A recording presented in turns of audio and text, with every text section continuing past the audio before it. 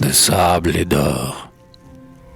L'homme songe dans le soir somptueux et morne, à la balustrade croulante de la vieille demeure.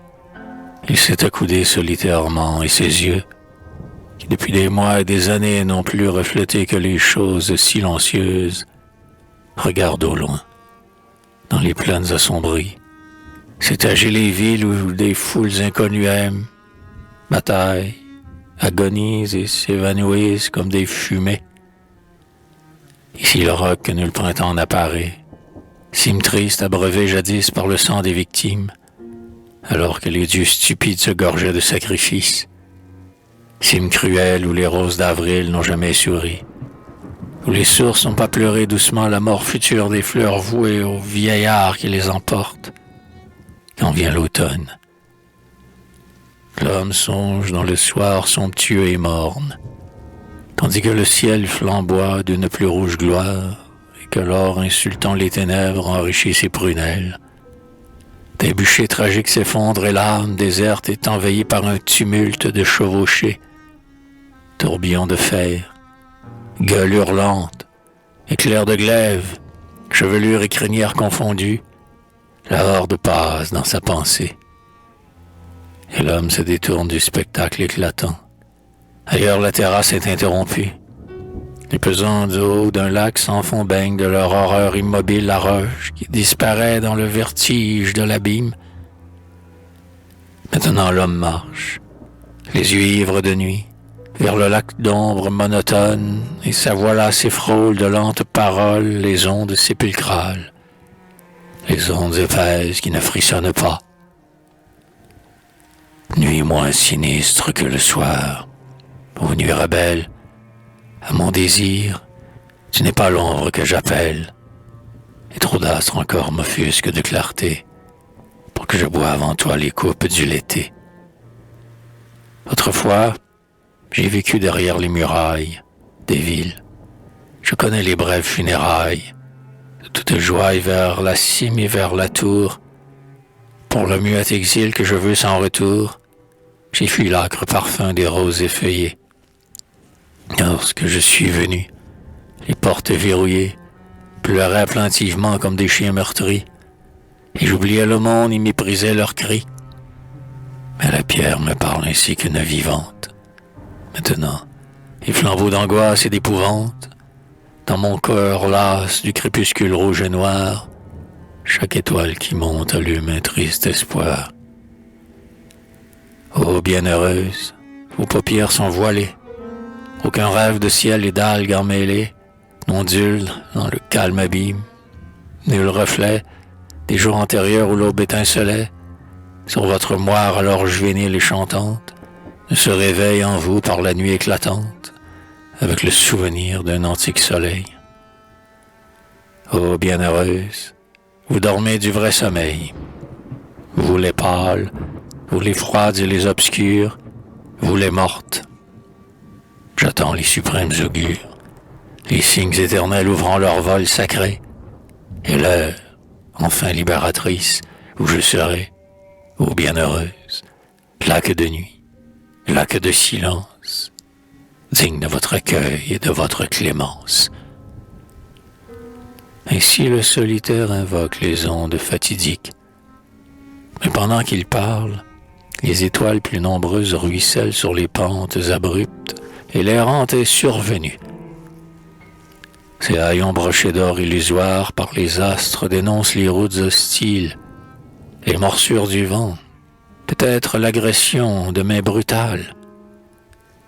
Furtive, elle s'est assise sur les marches disjointes, et l'homme, tout à coup, se trouve face à face avec elle. Va-t'en! Que me veux-tu, larve ou fantôme humain, dont le pas sacrilège usurpe mon chemin? J'ignore quel passé funéraire t'escorte et me barre avec toi la route de la porte. Aussi ta robe aux plis ténébreux de son deuil recèle un étendard de victoire et d'orgueil. Mais qu'importe. Tu viens des carrefours vulgaires, et tendresse, douleur, pourpre illustre des guerres, clameur des foules furieuses, bruit des pas, gestes des suppliants, monde, Je ne veux pas. Quand je me penche enfin vers l'ombre sans aurore, les souvenirs des jours anciens attendent encore à mon âme recluse et mûre pour la nuit. Va-t'en. Je suis venu où le soir me conduit, par le soleil ou par la pluie aux larges gouttes, après des routes et des routes et des routes. Quand je suivais la mer aux heures de reflux, le sable de la grève a brûlé mes pieds nus, et ma chair a saigné de toutes les épines, à travers les forêts, les ronces des ravines, et les ajoncs aux rudes marges des marais. Mais partout, aussitôt que la terre où j'errais portait empreinte sur l'argile et sur l'arène, la trace des vivants, j'ai fui. Je sais la haine dont ils poursuivent la passante, et sur mes yeux ont pesé trop souvent leurs poings injurieux pour que je m'aventure ayant vu leur foulée. Seuls parfois les palais des villes écroulés, sous leurs porches déchus fraternels à mon sort, m'ont offert un sommeil puissant comme la mort. La solitude mort où tu viens d'apparaître, l'asile de repos que je croyais sans maître, abrite hélas ton âme fauve de vivant. Je quitterai le seuil, le toit décevant, ton deuil autre que mon deuil se cache et pleure, l'ombre immense est hospitalière. Non, demeure, puisque la volonté de ton sort et du soir a mené tes pieds lasses vers le morne manoir, et vers l'hôte imprévu dressé devant ta face, en qui ta voix a fait s'épanouir, vivace, une fleur de jadis au pistil oublié. J'y consens, au soleil aboli, flamboyer encore, surgissez dans ma sombre mémoire, en aube de suprême et cinéraire gloire, avant que cette chair s'engloutisse à jamais. Et toi, dolente ombre d'une ombre que jamais, et qui m'a refusé ses lèvres mensongères, toi qui dormis sous des étoiles étrangères, des sommeils flagellés par l'âpre fouet du vent, entre sans peur avec un sourire d'enfant et l'ingénuité d'une âme puérile dans la vieille maison où le hasard t'exile. Je ne sais même pas ce qu'on nomme les ans, et combien de matins, combien de jours pesants ont écrasé les rentes amères et résignées. Hommes, ni quelles eaux lustrales l'ont baigné, où le secret des dieux demeure enseveli. Quelles eaux de pitié, de refuge et d'oubli, emportant dans le cours pacifique des fleuves tout un fait dilué de souffrance et d'épreuves. À peine un souvenir obscur survient en moi, heure d'angoisse, heure de détresse et d'effroi, qui m'a fait tressaillir d'une crainte ignorée. Des reîtres ont voulu m'entraîner à l'orée de la forêt. J'ai fui leurs lèvres et leurs mains, éperdu à travers les rochers sans chemin, et je frissonne encore de l'étreinte éludée, jadis, quand mon horreur de vierge dénudée écoutait survenir l'approche des pas lourds.